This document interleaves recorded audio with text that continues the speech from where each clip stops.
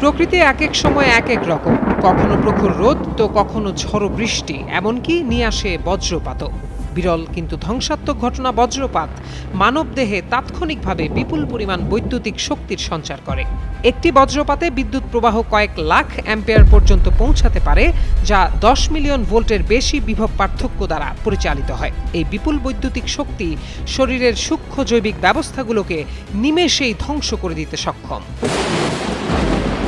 যে পরিবেশগত কারণগুলো এক একটি এলাকাকে বজ্রপাতের জন্য বেশি ঝুঁকিপূর্ণ করে তোলে সেগুলো হলো তাপ, উচ্চতা এবং পরিবাহিতা। এক্ষেত্রে তাপ বজ্রঝড় সৃষ্টিতে সাহায্য করে, উচ্চতা মেঘ থেকে ভূমিতে পৌঁছানোর সবচেয়ে সংক্ষিপ্ত পথ তৈরি করে এবং ধাতু বা ভেজা পৃষ্ঠের মতো পরিবাহী পদার্থ বিদ্যুৎ প্রবাহকে সহজতর করে। বজ্রপাতের সবচেয়ে প্রাণঘাতী প্রভাবগুলোর মধ্যে রয়েছে কার্ডিয়াক অ্যারেস্টের মতো ঘটনা।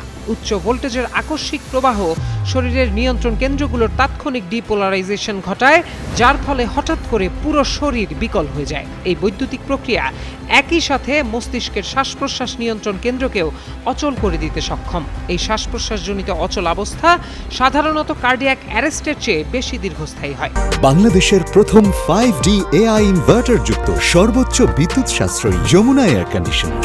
এমন পরিস্থিতিতে তাৎক্ষণিক কার্ডিওপালমোনারি রিসাসিটেশন বা সিপিআর অপরিহার্য হয়ে ওঠে। এছাড়াও শক্তিশালী বিদ্যুৎ প্রবাহ দেহে তীব্র পেশি সংকোচের কারণ হতে পারে, যার ফলে হাড় ভাঙা বা অস্থিসন্ধির স্থানচ্যুতির মতো ঘটনা ঘটতে পারে। সবচেয়ে সাধারণ আঘাত হিসেবে ফেটে যেতে পারে কানের পর্দা, হুমকির মুখে পড়তে পারে দৃষ্টিশক্তিও, বিশেষ করে চোখে ছানি পড়ার সম্ভাবনা প্রবল হয়ে যায়। এছাড়াও বজ্রপাতের প্রভাবে শরীরে লিচটেনবার্গ ফিগারের আবির্ভাব হয়, যা ত্বকের ওপর লালচে ছোপ তৈরি করে।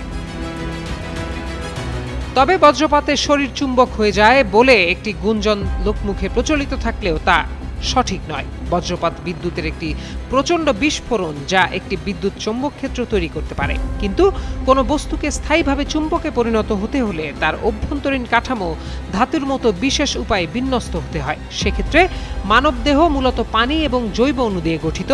লোহা বা নিকেলের মতো চৌম্বকীয় ধাতু শরীরে নেই। যদিও রক্তে আয়রন বা লোহার উপস্থিতি থাকে, তবে এটি এমন একটি রাসায়নিক রূপে থাকে যা ধাতুর মতো আচরণও করে না এবং চুম্বকায়িত হতে পারে না।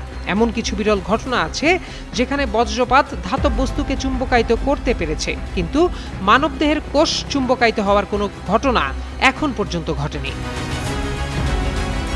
বজ্রপাত মানবদেহের নানা কৌশলে আঘাত আনতে পারে। সাইড ফ্ল্যাশ বা বজ্রপাতের পরোক্ষ আঘাতের ঘটনায় কাছাকাছি থাকা কোনো সুউচ্চ উৎস থেকে বিদ্যুৎ ভুক্তভোগীর শরীরে পৌঁছায়। সরাসরি বজ্রপাতের ঘটনায় একজন ব্যক্তিকে কেন্দ্র করে মূল বিদ্যুৎ প্রবাহিত হয়, কিন্তু এর ফলে তাৎক্ষণিকভাবে মৃত্যুর সম্ভাবনা সবচেয়ে বেশি থাকে।